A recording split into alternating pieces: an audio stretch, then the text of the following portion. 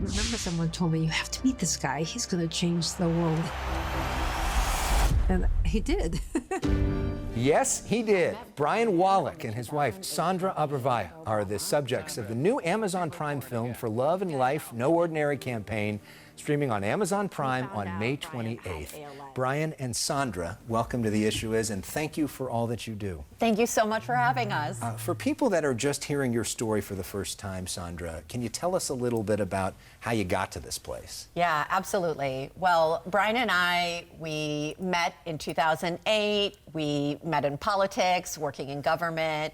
We ended up getting married, starting our family, and we lived in Chicago, a normal couple in their late 30s. And then one day, actually the day we came home from the hospital with our second daughter, Brian came from what we thought was a routine checkup. And he was told that he likely had ALS and that he likely had 6 months to live. And that was 7 years ago. 7 years ago. And here we are. Brian is still fighting every day for himself and for so many others. And you all had a life in politics. You met working on the Obama campaign. We did. I know we've got a photo of Barack Obama with you, who is a part of this documentary as well, talking about how much you've inspired him. And you decided to use your political connections for good and started a nonprofit called I Am ALS. Yes, we absolutely did. And we knew that we could make a big difference.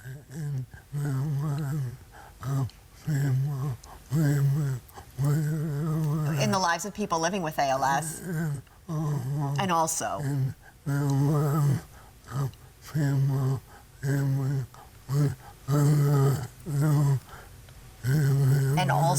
in the lives of people living with other neurodegenerative diseases. And so we started I Am ALS about a year after we were diagnosed.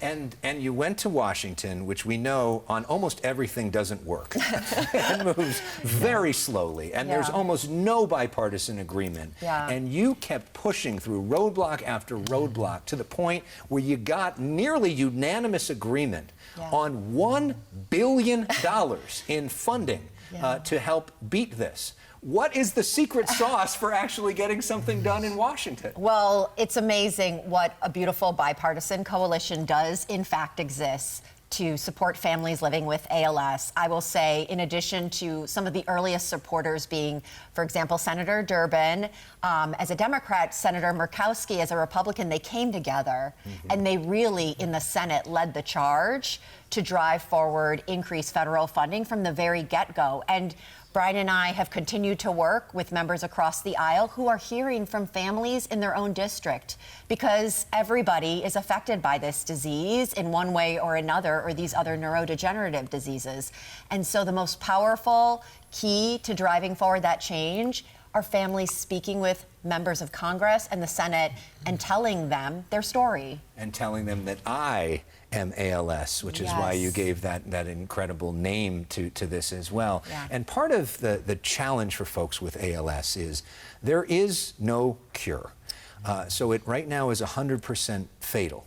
And there are experimental drugs that the FDA has said you're not allowed to take. And a lot of folks say, I'm 100% fatal anyways. What's the difference? Let me try. I want to be a part of this. And you all have been really instrumental in changing the paradigm on that as well. Yeah, absolutely. So if the drug is safe and it might be effective, what is this pathway to changing the paradigm, as you said, and allowing patients to get access? And has Brian gotten access to any of those because of that? Yes, he has. Yeah, absolutely. And we've been able to provide access to more than 5 of these new therapies. And if you think about that, there's only 2 FDA-approved drugs. So you're more than doubling what the options are for patients living with these diseases. You know, this documentary is more than just about ALS. It's really about a fight much bigger, and it's also really a love story. And checking out your social media, Brian, I was so blown away by you post every Friday it's Friday, I'm in love. And there's all these different pictures, we're showing some of them now, of you guys in love in different aspects of your relationship. Brian, what is it about Sandra that you love so much? Oh, man! Let's hear it.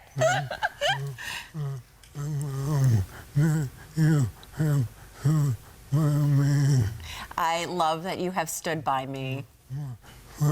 Who has gotten stuff done? Okay, I'm.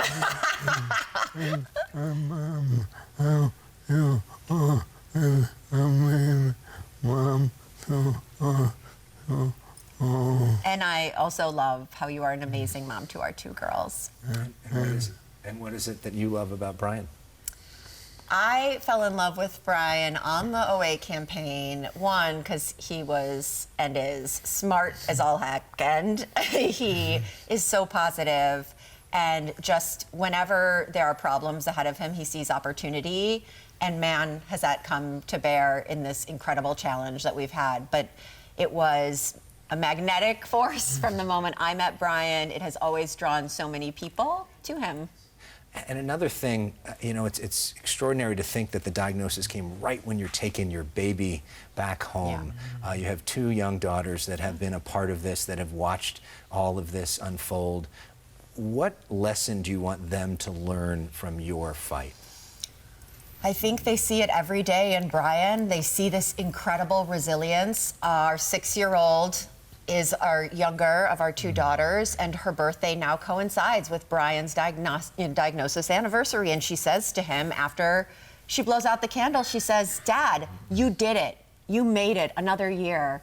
The prognosis is 2 to 5 years, and you just made it 6 years. Keep going. I believe in you." I mean, a 6-year-old should never have to say those words, and at the same time, how beautiful, and, you know, it's the essence of the human spirit, right? It is. And coming up next, we're going to bring Katie Couric back into the conversation, and you'll get an opportunity to interact with her. More with them when The Issue Is comes right back. I'm in awe of Brian Wallach. He wants to give back and take care of the next person that gets diagnosed. Priscilla Chan and her husband, Mark Zuckerberg, may have heard of him, helping to present the documentary For Love and Life No Ordinary campaign on Amazon Prime on May 28th. It's about Brian and Sandra, and executive produced by Katie Couric. And Brian, Sandra, and Katie all now back with us. Katie, what was it about them? Because you can use, at this point in your career, basically your platform to highlight anything. And you chose this story. Why them? Well, I read an article in Politico, and I was mesmerized by the story, probably because it had a photograph of Brian looking super hot. And so I started reading this article, and honestly, I was on my phone. I remember I was lying in bed. I could not put the article down. And I saw in the body of the piece that they were working on a documentary. Basically, we made arrangements to get on a Zoom. They had me at, can you hear me? And basically, and I thought, I fell in love with them instantly. They're the most amazing couple.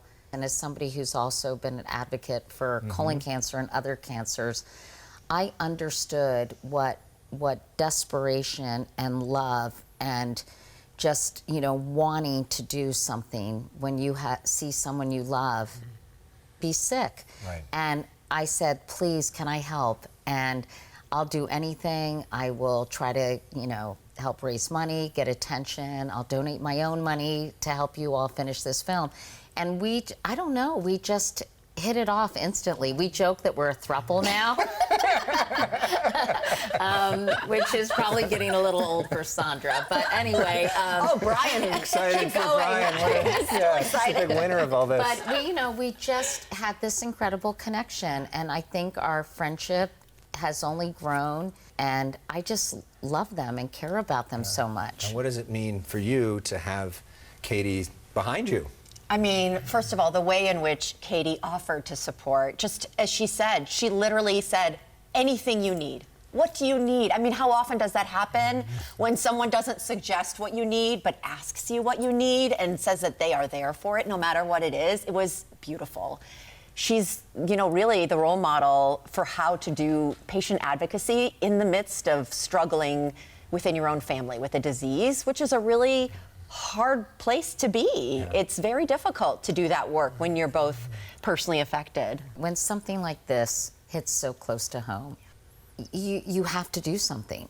And it does give you a sense of purpose and a direction to use your platform, use your power, use your political acumen, as these two have done, to change the face of a disease. And their relentless advocacy has yielded such incredible results, as you heard. Right, and it's inspired me as well. And so when we come back, a personal note from me about why this is so meaningful for me on so many different levels.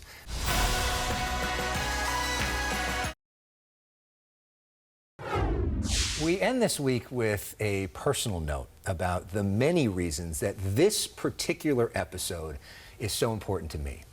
I've said this before, but a key reason that I entered TV news in the first place was because of Katie Couric.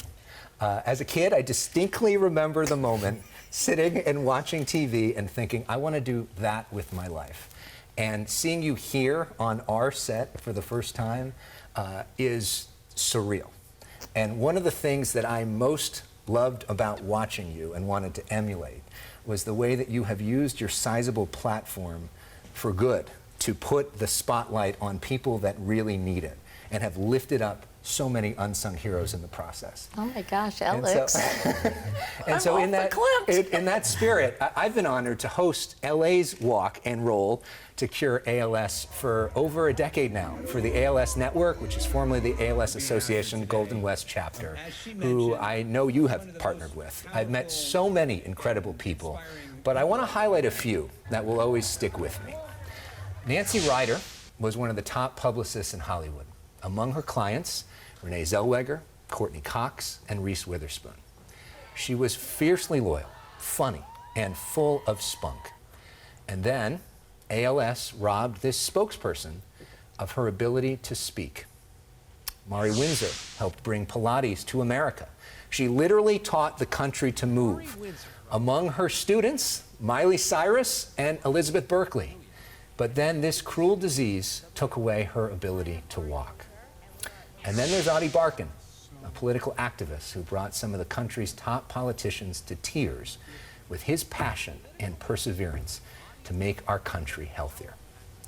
Unfortunately, all of them physically died, and I dedicate this episode to their memory. But their fighting spirit lives on in Brian and Sandra.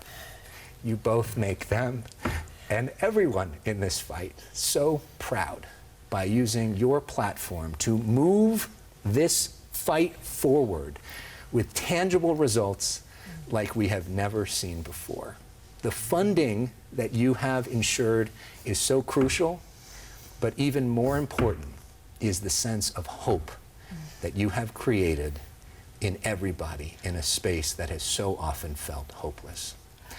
So we wrap things up as we always do on this show with music. This song is from my all-time favorite artist, Bruce Springsteen. Here is The Rising, which is about rising up to new heights after what once felt like a knockout blow.